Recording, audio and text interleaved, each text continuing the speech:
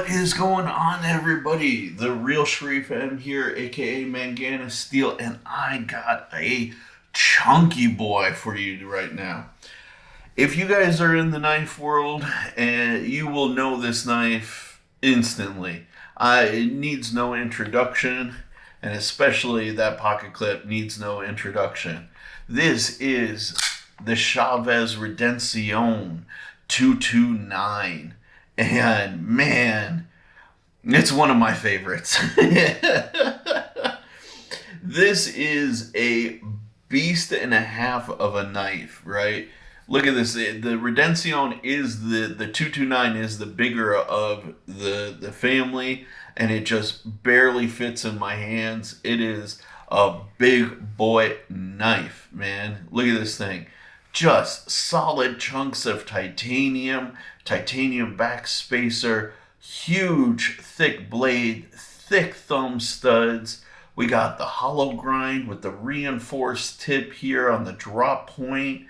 And man, you guys, like, this is the iconic pocket clip that is so controversial. This is actually, for me, a user. I don't know if it'll come up here, but I do have some like snail trails. I may have one of, if not the only, blasted Redencion.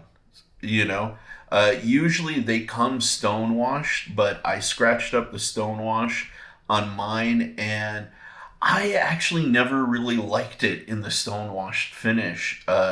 It felt a little slick to me.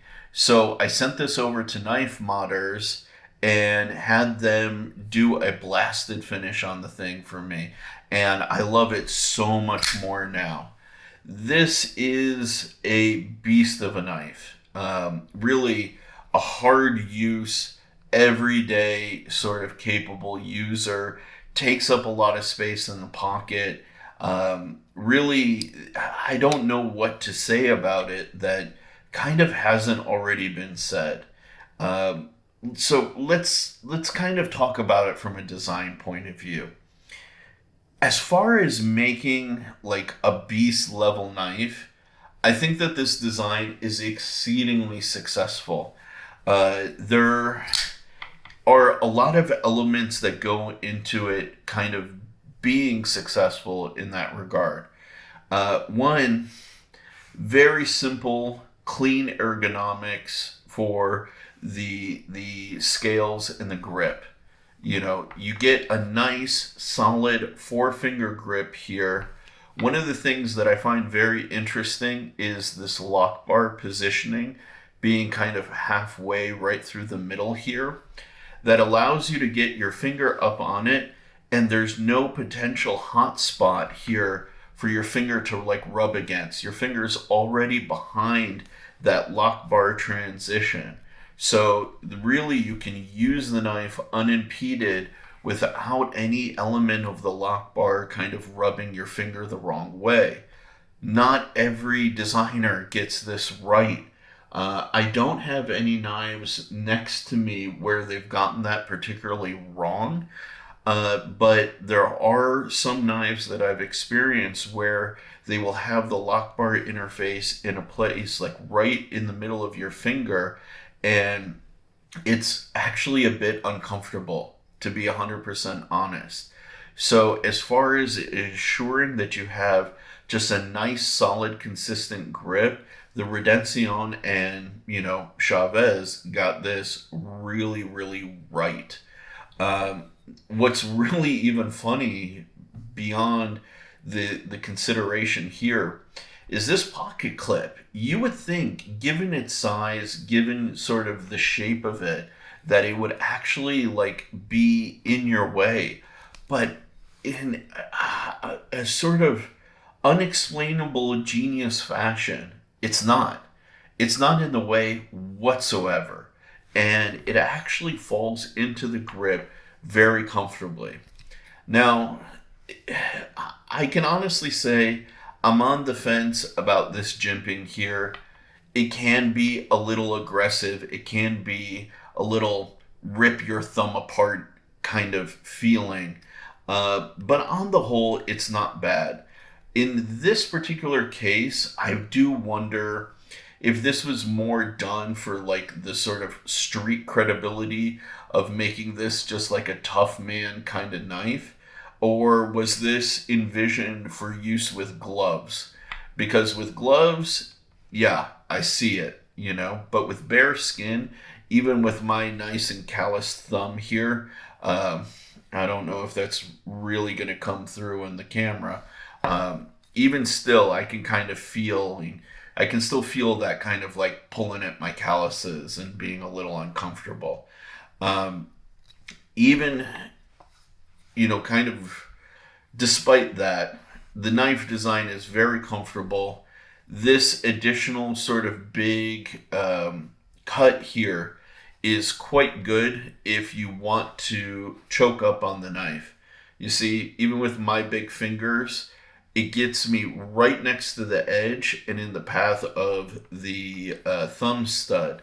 So any media is just going to pass right through there really easily for push cutting, which is a very nice consideration. It almost creates like this parallel line. So anything that I'm push cutting avoids the thumb stud and my finger and gets all into the flat section here of the blade, which is very nice. You don't see a lot of people take that into consideration. The overall blade shape is really effective. The hollow grind is a dream. This thing slices like a monster, which I personally appreciate. And overall, the knife design is really, really well executed, from an ergonomics to a blade shape to just every part of it. Even that the opening is just so satisfying, you know? Like I really can't explain how it feels to have a big chunk of metal stomping in a big chunk of metal, you know, like back and forth. It feels really nice. My only critique that I do have for it is I wish there was a little bit more of a stomp here, because really that edge can drop onto your nail, which doesn't bother me, but I can see how it would bother, you know, a lot of people. This is definitely a knife that you want to be careful fidgeting with, you know. My particular one, I can't remember if I did. No, I was going to say, I think I put mine on skiff. Oh, no, maybe I did put these. Yeah, I think I put mine on skiff bearings. So that may be why it's like I'm a little bit more concerned about the drop. It just is so smooth, you know? And yeah, it's a well executed design, very comfortable in the hand.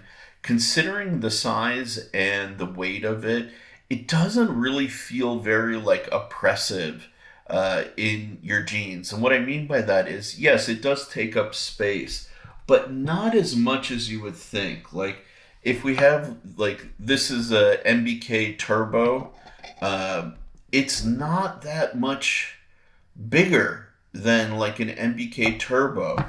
What's another good example? You know, Necronaut by Arcane Design, right? Yeah, sure, it's a little longer, but in terms of overall like height here, it's not that different. You know, what is this? The TS 380, yes, by Tucson, actually, almost the exact same size. Even potentially in terms of thickness, they're both kind of like thick boy knives, right? So if you're used to carrying anything like that, this is actually not that much of a stretch. The only thing where I can make the argument that this does feel maybe a bit heavier is because there is no weight relief inside of the titanium here. Like none whatsoever. You're literally getting a slab of solid titanium, a slab of solid titanium, and a slab of M390. You know, like this is literally the definition of a chunky boy knife, you know. Even the TS380 has, you know, weight relief in it. If not internally in the pocketing, it does with these carbon fiber overlays that have been put in it. This requires some milling out of the titanium. So I can actually tell you for sure that this is lighter than this. So really, the Chaves is just, it's just something different, man. And either I feel you get it or you don't. And there are very few knives out there that make you feel like a freaking man, like carrying a Chaves, you know? When you put on that pocket clip, you better be committed to that pocket clip. That's all I gotta say. I know he's shipping new ones where, you know, you can swap that out if you don't care for it, but that's some weak shit in my opinion. You either say I'm into the whole Chaves thing, pocket clip included, or you're not. And I am, man. I dig this knife. I dig this knife in a very big way. And you're not carrying this just as like, you know, just as a EDC knife. This knife is a statement. You pull this out, you let everybody know, like you are that knife guy. You are the knife guy that carries a big freaking knife, and you're not afraid to handle it. So why wuss out on the pocket clip? Really, that's my take on things personally. Let me know what you think down in the comments. The Chaves is definitely in my user rotation of knives. It is not a safe queen. It's not cheap, but I enjoy using it that much that I just couldn't put it away. You know, I will use this thing for like weeks and months sometimes exclusively, and it just doesn't get old. I don't know, man. There's just something about a Chaves that, like, I remember back in the day when I was getting into the knives, and people were saying, "Oh yeah, you know, Chaves, blah blah blah. You know, you once you get it, you understand." And I just was like, "Oh, that's a little ridiculous, whatever, whatever." And then I found myself kind of wanting one, and I picked one up, and now I get it. I get it. Either you do or you don't. But I suggest if you're into bigger knives, pick one up. You'll see what I'm talking about, and this thing won't leave your collection anytime soon. Alright guys, let me know what you guys thought down in the comments below. Are you interested in the Chaves? Do you get it? What are your thoughts on this like crazy knife? And please don't forget to like, comment, and subscribe. Peace. I'll catch you in the next one.